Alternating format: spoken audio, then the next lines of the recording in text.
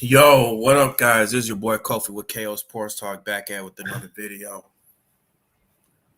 And um, yesterday I was supposed to do a video yesterday with my Hangout, but fortunately some things just happened yesterday and I couldn't do it. But today I wanted to go over this Houston Texans game. I wanted to talk a little bit more in depth about it, and yeah, the Chicago Bears winning the game 23-20, narrow victory. Bears escaped with the victory against this Houston Texans team. Now, this game was a tale of two tapes. Both teams pretty much just rebuilding. Houston Texans, they got a young quarterback in Davis Mills, and of course they have Lovie Smith, a veteran head coach, former head coach for the Chicago Bears. And we have our coach, Matt Eberflus, who pretty much just runs the same defense that Lovie Smith runs, the Tampa 2 defense, more so that consists of a cover 2, 4-3 defense. And, tale of two tapes. But based on this game, Houston Texans looked really good. I mean, pretty much throughout the whole game, yeah. But in terms of the passing attack, you had Davis Mills, who had 20 for 32, 245 yards, one touchdown and two interceptions. One was kind of like a tip pass. It was kind of a tip pass to Kyler Gordon, and then Eddie Jackson, he made a play on it. And then another one, he just made a bad pass. He threw it wrong he just didn't read that play. And then Roquan Smith was able to get that interception. But, I mean, overall, you see that Davis Mills looked more so like an NFL quarterback compared to Justin Fields. Now I'm going to read Justin Fields' stats right now. Justin Fields was 8 for 17, 106 yards, and 0 touchdowns and 2 interceptions. That was not good. Justin Fields, he didn't have a good day on Sunday. He got sacked 5 times. Total net yards, 87 yards. Not good. Because net yards, they average out the number of yards that you take plus based on the line of scrimmage. So based on if you're dropping back to pass and if you get sacked, you get negative yards. Plus vice versa, if you throw the ball downfield, throw the ball downfield, you start moving the chains, it adds plus yards. So it's like a plus and minus effect. And net yards, they had 86 yards, which was a passing, which was not good. And through 3 games, Justin Fields threw for 297 yards through 3 games, 2 touchdowns to 4 interceptions. It's not good. It's not good at all. And you see that in certain plays, the offensive coordinator was running the ball on 3rd and 16. At one point, they were running on 3rd and 9. I don't know why. Why you didn't give the ball to Justin Fields? I guess because they don't even trust him. And even at one point, while they're moving the ball downfield, with 39 seconds to go, with 3 timeouts, you didn't call a timeout whatsoever. Come on, man. Why didn't you just call a timeout? And people are saying, oh, yeah, this is a young head coach. Yeah, granted, this is a young head coach, but through 3 games, you gotta learn from your mistakes, man. You don't want to keep making these not being a good not being wise with your time, not being a good time manager. Because even at certain points, even in that Packers game, he wasn't right before halftime, Like they didn't want to like take chances, throw the ball downfield to get into a good scoring opportunity. And then in this game, with 3 timeouts, you're down like what? You're down by 1 point up until that point. It's 14-13. Why don't you, drive the ball downfield, at least get in a field goal range, you know, take your checkdowns with Justin Fields. I mean, you don't have to make him keep throwing the ball downfield, but make him take those checkdowns. Keep Khalil Herbert running, because at that point, he's already having a good game. Khalil Herbert even had, speaking of Khalil Herbert had a good game. 20 carries for 157 yards, but that's the point. I'm going to talk to it later on. But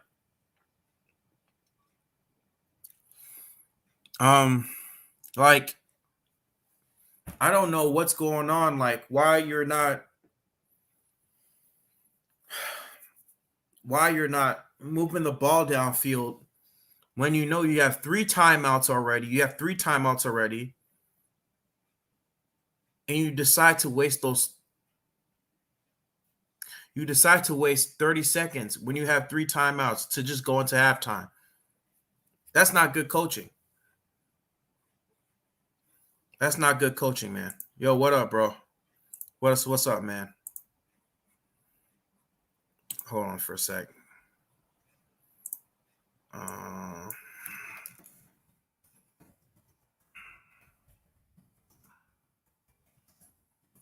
Okay. Yeah, that's not good, bro. That's not good. That's not good time management. And we got to do better. We have to be better. And that starts with our quarterback. Now, granted, and in some ways, we are in a rebuilding year. Whether we like it or not, we are in a rebuilding year. Even though we're 2-1, just got off work. The passing game is trash. The run game is great. Oh, of course.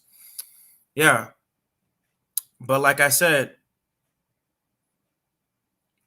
in some ways, we are rebuilding because, of course, we got rid of Allen Robinson. We don't have we don't have a number one wide receiver. Now, granted, we just signed one to the practice squad from the Tennessee Titans. I forgot his name. He's an undrafted wide receiver. We still got many issues, in regards to our wide receiver core. Velus Jones is still hurt. I think he's probably going to be coming back this game, if I'm not mistaken.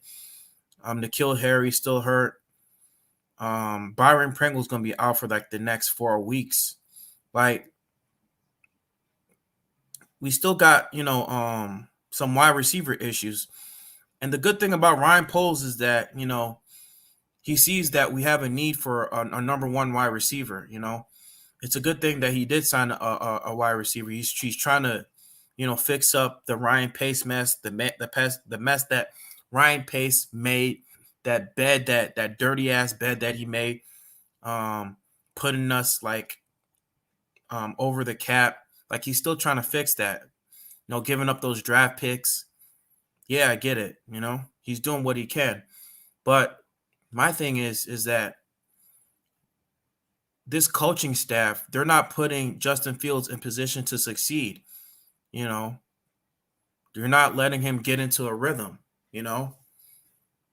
Not telling him, hey, take those checkdowns. Like I get what they're trying to do. I get the strategy. They're trying to establish an identity. They're trying to be a run team. But at the same time, you got to give what the defense is taking you.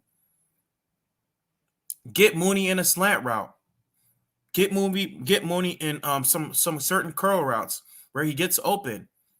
And Justin Fields, he's got to get better too, man. He can't always be trying to look for the wide open man, trying to take the ball downfield, because this is not college. You're not going to be sitting in the pocket all day, hoping and praying for somebody to get open like 30, 40 yards wide open. Like, Justin Fields, whatever you got to do, take your check downs, take what the defense is giving you, run the damn ball, live to fight another day. And when the opportunity presents itself, where you got the defense on its heels, you got to take your shot downfield. But if you're always trying to look for the open man when you're getting a pass, well, guess what? The defense is going to pin their ears down and they're going to go for you. They're going to blitz you and you're going to get sacked. That's what you got to do. Why the heck do you think Tom Brady's so great? Because he's not always trying to go for 30, 40 yards down the field. He's always, and I've seen Tom Brady play a lot, like he's always trying to go to some of his slot receivers. He's always trying to his bread and butter most of the time is always hitching it out to a lot of those slant routes, hitching his receivers out in those slant routes, those short to intermediate routes. And when given the chance, he throws the ball downfield. End of story. That's what being a competent quarterback is. You're trying to look for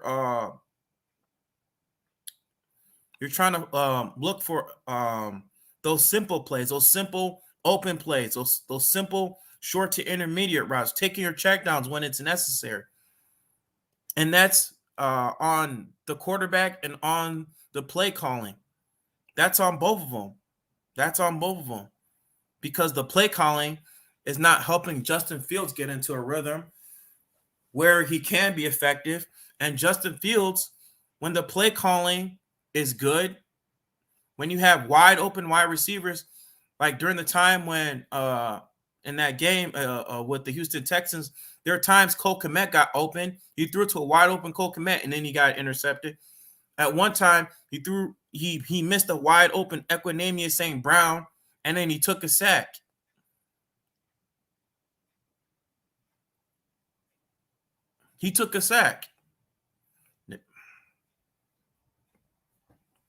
And that's the thing. It's like all that time, like during that offseason, bro, like what were you doing? Like, what were you doing during that time during the offseason? Because with the playing that you're showing right now, the tape is showing that you never learned. Like, you actually got worse from last year to this year now. Like, he looks way worse from his rookie year till now, and he doesn't look good. He doesn't look comfortable in the pocket. He doesn't trust his linemen to hold him up. Now, granted, they also got to get better in pass blocking, and yes, I get it. Lucas Patrick, he's been hurt. Sam Mustipher is not that great, but he's been getting better. And like, we got a lot of work to do, guys. We have a lot of work. What's up, Ghost? What's good, bro? What's up, brother? How you doing, man? Yeah, I'm all right, man. Just talking about the Bears, man. Just talking about this, going over this Houston Texans game, and how the coaching staff and the quarterback, how they need to get this shit right. They definitely need to get this right. I agree, man. I agree. I heard a lot that you had to say. Mm-hmm. We're 2-1, and it's gritty. It's gritty, man.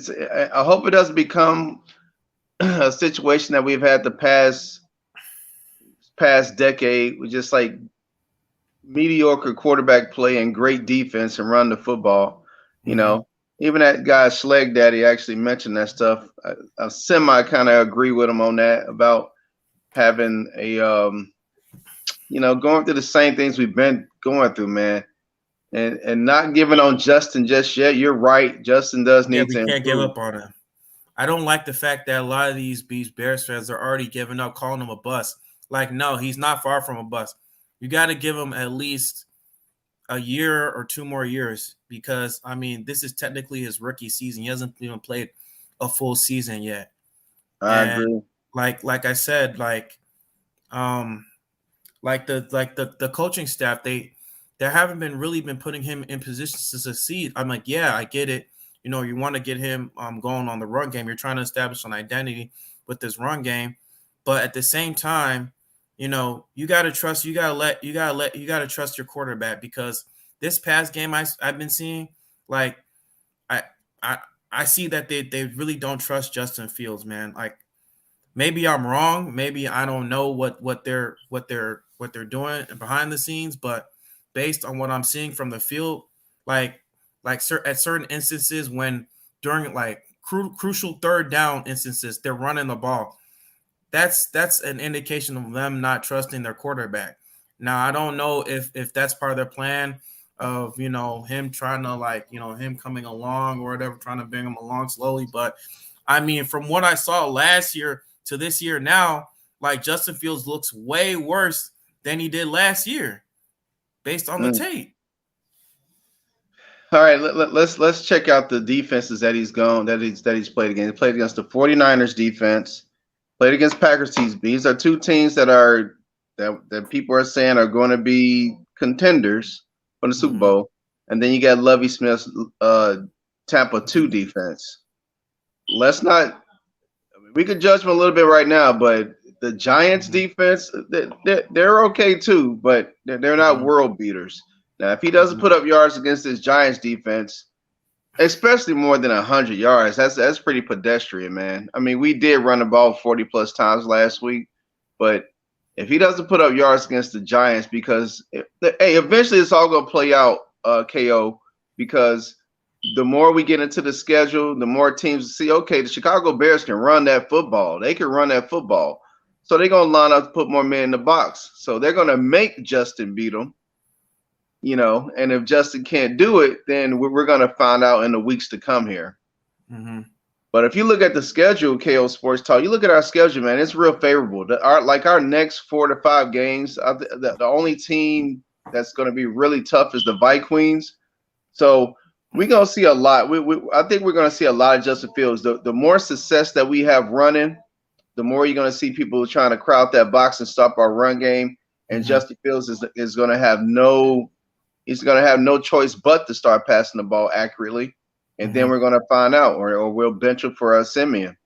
It is what it is. I mean, I know we don't want to bench him, but man, we got a chance to play. I think they should let him play. I think they should just let him play the whole 16 games because it's going to kill his confidence. You know what? We should let him play the whole 17 games, so then we can see how bad he is, or we can see if he's actually our future. So You're right. We should let him play all these games, let it play out. Eventually, these people are going to start lining up to stop the Chicago Bears run game because this team can't run, and we should have did the same thing that we did to the Texans last week. We should have kept doing that against the Packers. Yep. That's what we should have done. We should have just kept running the ball. Should have just gave it to David Montgomery because I don't know why he was kept giving it to Khalil Herbert, but he should have just gave it to David Montgomery because David Montgomery was carving up that Packers defense. Right. And of course, like with these Houston Texans run defense, they couldn't stop our run defense. Like our offensive line is not as bad as what people may think it out to be. Yeah, they need to work on their pass blocking, but half of those was Justin Fields' fault. But for the most part, the offensive line did really well. Yes. And you could really see it. Like Sam Musford, he was doing a pretty decent job. Braxton Jones, he had a pretty decent game. Tevin Jenkins, I mean, I don't know why they keep rotating him and Lucas Patrick, but they have to stop. Like Tevin Jenkins, head and shoulders the best offensive lineman on this team. Like guys pancaking dudes left and right. I mean, like you definitely saw, with the Houston Texas game, like Khalil Herbert was literally running all over this team. 20 carries for 157 yards. Ain't no joke. Total rushing yards, 281 yards. First time in 40 years the Bears have ever done it since Walter Payton. So yeah, teams are going to have to respect our running game. Mm-hmm. But at the same time, the coaching staff has to also identify when to throw the ball or when to get Justin Fields going in a rhythm, because you don't want to put him in a position where, he doesn't understand a certain play. And then when the play starts to develop, it has to take him maybe 3 or 4 seconds to figure it out. And by the time it does, he's already on the ground or he's throwing it away. No, you got to do something where you're going to have to give him a certain plays where you're gonna have to run like those slant routes, those checkdowns where he's gonna have to get a receiver open. Take what the defense gives you.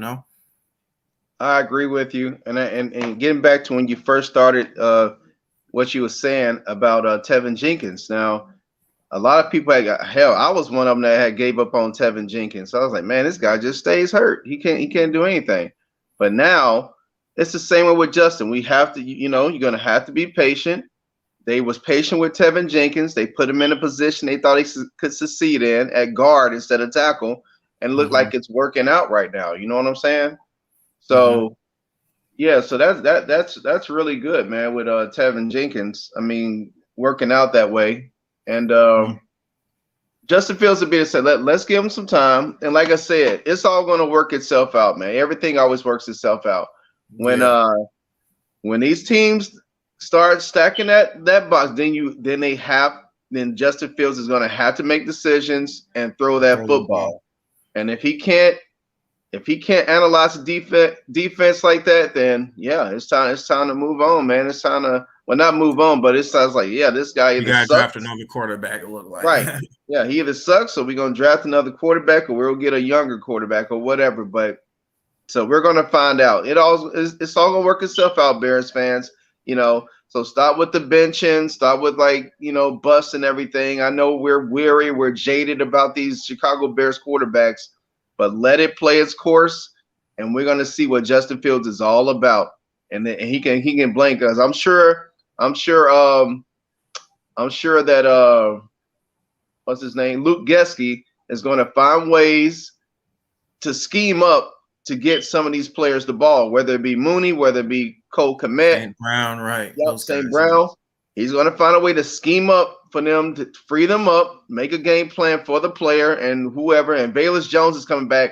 And I got something about Velus Jones, KO Sports Talk, because during training camp, he was very intricate in the offense. I think that they're missing Velus Jones because it seems like they was really, really up on Velus Jones, and he was a real intricate part of the offense. So I think we're going to find out when Velus Jones come back just how intricate he was to the offense.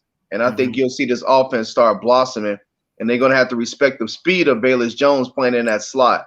So we're going to find out a lot in the next just 2 or 3 weeks. We're going to find out a lot. They're saying Eberflus said the hope is Velus Jones will be available versus New York Giants after missing 3 games with a hamstring injury.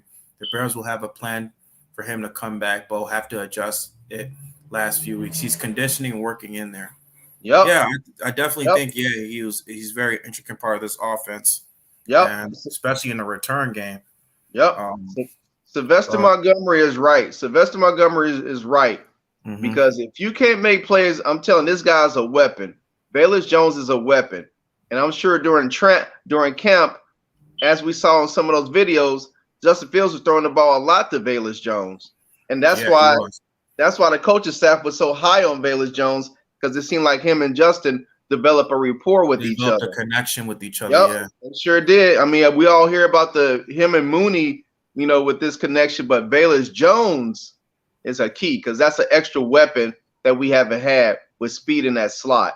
So, and you know what? Like with Darnell Mooney, the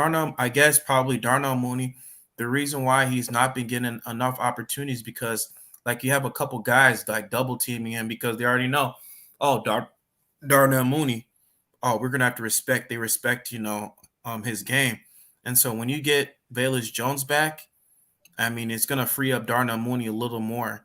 Yeah, because you got two speedsters out there on the field. You got one on the slot, and then you got one on the outside. So it's like you got to pick your poison. You can't double team both of them. You got to double team at least one of them. Yep. So yeah, maybe you're right, man. Like hopefully, with Velus Jones coming back, this offense does turn around. But yeah, man, we're gonna have to find out. I think that message that you have on right there with Sylvester Montgomery is very accurate. And we will find out because he is definitely a weapon in this offense. Luke Geske will utilize this guy. And you're going to see Justin Fields. If the Giants want to stop our run, you might see Justin Fields with a freaking career day. And I'm not just talking about deep balls. I'm talking about catch the ball and run after catches. because then there's going to be a lot of one-on-one matchups. Those yak yards. Yep. You're going to see that. And Justin Fields going to have a day like he had at Pittsburgh. He's going to have a freaking day. And I'm telling you, man, and I don't know why these New York Giant fans are so confident. Let me tell you, bum, something. We done whooped y'all ass the last 3 times we played y'all. The last 3 times we played y'all, we have won, beating y'all ass. So I don't expect anything less. Your freaking wide receiver Galladay dropping balls on purpose. He don't want to freaking play for y'all. He don't even want to be on that team. Yeah, Shepard getting touched by phantoms and messing up his whole ACL. Yep. There's nothing on that team offensively other than Saquon that scares me one bit. And you saw what happened the last time what happened with Saquon. We freaking destroyed his ass. Eddie Jackson destroyed his ass. Kyler Fuller destroyed his ass. And we're gonna do the same thing come Sunday, man. So all you Giant fans out there who think y'all this is gonna be an easy dub, as long as we stop Saquon Barkley. Yep, we're gonna hit you. Got nothing. We're gonna introduce you to that hits philosophy real easy. You know what I'm saying? We're gonna introduce you to that hits philosophy real easy, and you're gonna see why in the second half of every game we play, we dominated. We may not have won that Packers game, but the Packers didn't score not 1 point that second half. And we're gonna you Giants fans gonna see. You're gonna see. So when we beat you, it won't be a surprise like Bears fans like us. It's gonna be like I told you so. We're gonna whip y'all ass. I'm telling you. So say what you want to say right now. You think Daniel Jones is your quarterback of the future? I don't think he's the quarterback of the future. I think he's a bum. You can say he's running for his life or whatever. He's been doing that for the past 4 years. And it's still the same Daniel Jones, still the same guy. He's going to get strip sacked like he always does. And I don't care one bit about the New York Giants offense. That offense is trash. We're going to stop Saquon Barkley. And once we stop him, we're going to make Daniel Jones beat us. And I think the way that we play defense, the way that we play football, I think we'll get some turnovers this game, and we're going to beat that goddamn ass. Period. Yeah. Hell yeah. Yep. Yeah. Well, look, man, I got to get ready to go, man. Just wanted to come support your channel some more. Yeah, that's no problem, man. Just wanted to come in. Every time I catch a live, I'll try to click on, man. Oh yeah, before you leave, I know this is kind of off topic, but GMA, they were talking about Ghana, my home country, and how the whole Black Panther effect. I guess you should check. I don't know if they got it on YouTube, but Africa's coming up, man. Africa is coming up. As a matter of fact, I think there's some countries in Europe who have stopped their I think it's oil from Russia and decided to go with Ghana. What them Ghana needs to do, man, they need to get them goddamn Chinese out there goddamn. For real, they're trying to outsource. They have to get rid of them. They got to do like what Idi Amin did to the white people. You have 30 days to get the F out, or else I'm gonna kill y'all. because they treat those Ghanaians like shit, man, and it pisses me off. That's why some of my videos. Too. That's why you see me in some of my videos. I talk so much shit about freaking Chinese because that's what they do. Wherever they go, man, they always try to oppress whoever land that because you on somebody else's freaking land and you trying to oppress the people and make them feel like dirt and pretty much trying to enslave some of the people. So that's why when you see me on some of my videos that I talk, like Asian hate and all that bullshit. Fuck, I gotta talk about the Queen too. I gotta talk about her. Oh, I ain't even gonna get into that. I'm sorry. That's for another video. How much she stole from Africa Gay. Hashtag give back the loot. Hashtag give back the loot that you stole from everybody. That's what that is. And I can't. And no offense, I know you're from Ghana, but to some of you Africans out there, like some of the videos I saw from y'all when the Queen died, that was embarrassing. That was embarrassing. Like you cried like a baby for your oppressor. Like come on. Yeah, like that was so. Oh my God, it was so sickening to see some of that shit. KO. I was like, it really was. I was rolling my eyes, bro. I mean, just bawling, like on the ground, bawling. They're like, man, what? Come on. What the hell has she done for you? Nothing. But raped your land and oppressed you. That's all she's done. Kill and raped your people. That's it. Yeah, so I ain't gonna get on that. I know you're talking sports right now, so I ain't Yeah, even gonna touch that right that's now. another different conversation. Yeah, but anyway, good show today, man. I support you. It's always Vamos Osos, go Bears, Every man. day, Every day, almost every freaking Osos. day. Let's get these Starter franchise. Giants, man. Let's go 3-1. Forget these Giants and let's go 3-1. Let's go Let's go. Bears. Let's go. All right, All see you right, later, man. bro. Take care, bro. All right. Yeah, guys, man. I know we kind of went off topic talking about the Queen, but I mean, like I said, man, Chicago Bears, we have a lot of work to do. We have a favorable schedule. The next couple games, let me check. Of course, we got the New York Giants. Then we got the Vikings. This is going to be a tough game. We're going to have to double Justin Jefferson, like what the Eagles did to them last game, or what the Lions did to them. I'm sorry, the Lions did. Even though they lost, they should have won that game. And then we got the Commanders. Then we got the Patriots. And then the Cowboys. The Cowboys, even though they don't got Dak Prescott, I mean, they're nothing to play with. I mean, Dallas is a pretty good team. Like Cooper Rush ain't nothing to hang your head on. I mean, Dallas, they got a pretty good backup quarterback. Cooper Rush has been playing really well. And so I guess if we go, maybe if we win 1, 2, 3, 4, 5. So next 5 games, I'd say maybe if we go 3-2 or 4-1, we beat the Giants, we beat the Vikings, beat the Commanders, beat the Patriots, maybe lose to the Cowboys, or probably lose to Vikings. If we go maybe 3-2, 4-1, we'll be 5-2 going into the Miami game, and so we'll probably be in a we'll be looking good. Trying to go to the playoffs. We'll be definitely in playoff contention. But it all hinges on this offensive coordinator, this coaching staff, primarily on the offensive side, and on how they develop Justin Fields, man. But I don't know, guys. Maybe the fact that I'm just a fan. I've been a fan damn near for over 21 years, man. And I just want to see a quarterback, bro. Like, damn, all my life I've never seen a good quarterback besides Jay Cutler. But I mean, what the heck do I know, man? But anyways, guys, this is your boy Kofi back at with another video with KO Sports Hangout. If nobody wants to join in, I'm just going to end this stream, guys. All right, guys, I'm out. Peace.